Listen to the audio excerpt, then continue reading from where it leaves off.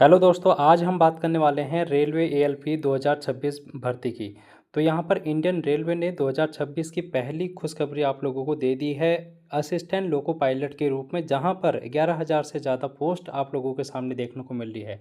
तो इस वीडियो में हम देखेंगे कि क्वालिफ़िकेशन क्या रहने वाली है, कौन कौन एलिजिबल है, एज लिमिट क्या रहने वाली है और यहाँ पर सिलेबस क्या रहेगा, कितने चरणों में आपका एग्ज़ाम होगा। तो सारी डिटेल इस वीडियो के अंतर्गत हम देखने वाले हैं। बने रहेगा अंत तक, यहाँ पर सारी डिटेल आप लोगों को मिलने वाली है। तो चलिए वीडियो को शुरू करते हैं। मेरा नाम है रवि। तो यहाँ पर आप लोगों को हम सबसे पहले जो शॉर्ट नोटिफिकेशन उसके बारे में रूबरू कराएंगे, जहाँ पर हम बात करेंगे दोस्तों स्टार्टिंग डेट कब है इसकी एप्लीकेशन की। तो 15/5/2026 यानी कि 15 मई से ये फॉर्म भरने शुरू हो जाएंगे और जो लास्ट डेट रहेगी वो 14 जून तक। तो 15 मई आप लोगों के सामने यहाँ पर एक डेट है जहाँ पर आप लोगों को फॉर्म भरने को देखने को मिलेगा। तो तब तक आप लोगों के सामने बहुत टाइम है, तब तक आप लोग तैयारी अच्छे से कर सकते हैं और अभी से बढ़िया तरीके से अपनी तैयारी को दे सकते हैं, जिससे कि आप लोगों का सिलेक्शन हो सकता है। तो यहाँ पर अगर हम बात करेंगे असिस्टेंट लोको पायलट की, तो यहाँ पर 18 से 30 साल आप लोगों की होनी चाहिए और जो एज काउंट की जाएगी दोस्तों 1 जुलाई 2026 से काउंट की जाएगी। तो 1 जुलाई 2026 को बेस लाइन मानते हुए आप अपनी एज को देखेंगे। 11,127 पोस्ट हैं टोटल, तो ये भी आप लोगों को ध्यान में रखना है। इसके अलावा यहाँ पर ये बात ध्यान में रखनी है कि आप लोगों का जो ये फॉर्म भरा जाएगा, इसमें क्लास 10th का जो आपका सर्टिफिकेट है उसको देखते हुए आप लोगों का जो आधार कार्ड है वो अपडेट होना चाहिए। आधार कार्ड में अगर आपका नाम या फिर डेट ऑफ बर्थ, पिता का नाम, अगर कुछ भी मिसमैच होगा तो आप लोगों को यहाँ पर देखना है। तब तक आप अपना आधार कार्ड अपडेट करा लें, क्योंकि 10th का जो मार्कशीट है उसी को यहाँ पर वैलिड माना गया है। तो इसके अलावा यहाँ पर हम देखेंगे कि किस जोन में कौन कितनी वैकेंसीज़ हैं। जैसे कि अगर हम यहाँ पर देखें, सेंट्रल रेलवे में आप लोगों को 1400 वैकेंसी देखने को मिली है। इसके बाद ईस्टर्न सेंट्रल रेलवे में 700, इस तरीके से आप लोगों के सामने है। सबसे ज़्यादा वैकेंसी जो है यहाँ पर आप लोगों के सामने ईस्ट कोस्ट रेलवे में देखने को मिली है। उसके बाद यहाँ पर है साउथ ईस्टर्न रेलवे। तो इस तरीके से क्लासीफाई कर रखा है। आप अपने अपने जोन के हिसाब से, अपने नज़दीकी सेंटर के हिसाब से देख सकते हैं कि आपको किस जोन से फॉर्म फिल करना है। आप लोग यहाँ पर कमेंट बॉक्स में बता सकते हैं कि आप लोग किस जोन से बिलोंग करते हैं। ठीक है, इसके बाद हम यहाँ पर देखेंगे ये जो नोटिफिकेशन है यहाँ पर जो मैंने लगाया है आपके सामने, जो फ्रंट में आपको दिख रहा है क्वालिफ़िकेशन का है। जहाँ पर हम बात करेंगे ये लास्ट ईयर जो आपका पेपर हुआ था एएलपी का, तो वहाँ से मैंने लिया है कि जो लास्ट ईयर क्वालिफ़िकेशन थी उसी को मैंने आपको बताया है, क्योंकि शॉर्ट नोटिफिकेशन में इसके बारे में चर्चा नहीं की गई है, लेकिन क्वालिफ़िकेशन यही रहती है हर साल। तो यहाँ पर आपको देखना है कि लेवल 2 की वैकेंसी है। पे ग्रेड आपका 19,900 बेसिक पे रहेगा। इसके अलावा और भी अलाउंसेस होंगे, तो 25,000 से प्लस में आप लोगों की पहली सैलरी आपको देखने को मिलेगी।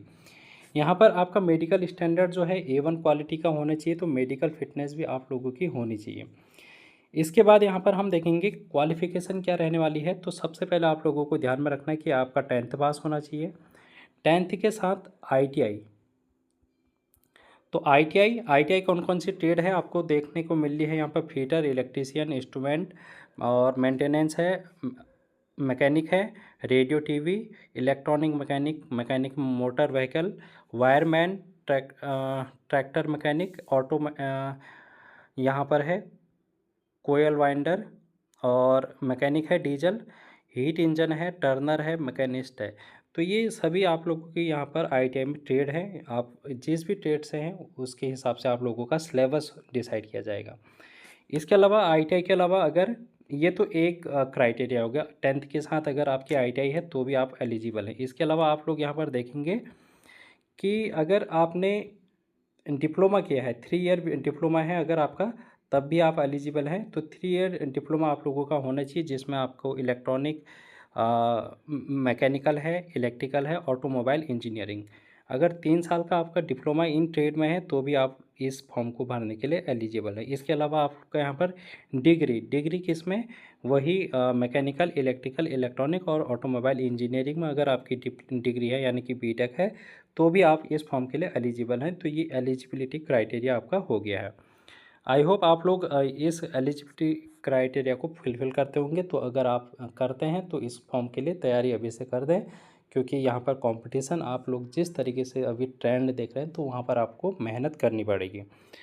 इसके अलावा यहाँ पर अगर हम सिलेक्शन प्रोसेस की बात करते हैं तो 5 चरणों में यहाँ पर पेपर होने वाला है आपका। CBT 1 पहला फेज़ है, जहाँ पर आपको कंप्यूटर बेस्ड टेस्ट देखने को मिलेगा, सब ऑनलाइन पेपर होने वाला है। तो CBT 1 है, जहाँ पर ये स्क्रीनिंग होता है। CBT 1 इसमें आपका मेरिट नहीं बनती है। सेकेंड स्टेज होता है जहाँ पर CBT 2 कंप्यूटर बेस्ड टेस्ट है। यहाँ पर आपका जो ट्रेड है, जिस ट्रेड से आपने अपना डिप्लोमा, ITI या फिर BTech किया है, उस ट्रेड की नॉलेज भी आप लोगों को यहाँ पर से पूछी जाती है। उसके बाद एक कंप्यूटर बेस्ड एप्टीट्यूड टेस्ट होता है, CPAT, और उसके बाद यहाँ पर DV और मेडिकल एग्जामिनेशन, ये सारी चीज़ें होती है। जो भी इन सभी चरणों को पार करता है तो वहाँ पर आपका सिलेक्शन हो जाता है। अगर आपको यहाँ पर CBT 1, CBT 2, CBAT इनके बारे में डिटेल में जानकारी चाहिए तो आप लोग कमेंट बॉक्स में बताना। वहाँ पर मैं आप लोगों को सिलेबस जो इसका पिछले साल का सिलेबस है, जो इससे पहले पेपर हुआ है रेलवे ALP का, तो वहाँ पर CBT 1 में क्या सिलेबस रहा है, कितने क्वेश्चन पूछे जाते हैं, कितने नेगेटिव मार्किंग होती है, वो सारी चीज़ें हम डिस्कस कर लेंगे। आप लोग कमेंट बॉक्स में अगर यहाँ पर लिखेंगे कि तो हम यहाँ पर डेफिनेटली नेक्स्ट वीडियो हम इसी के बारे में बताएंगे। तो आई होप आप लोगों को यहाँ पर शॉर्ट नोटिफिकेशन के बारे में थोड़ा सा पता चल गया होगा। अगर आप लोग इस क्राइटेरिया को फुलफ़िल करते हैं तो आप लोग अपनी तैयारी को कर सकते हैं। ठीक है, तो अगली वीडियो में मिलेंगे। आज की वीडियो में इतना ही। Thank you so much. Video को शेयर, लाइक और चैनल को सब्सक्राइब जरूर करना।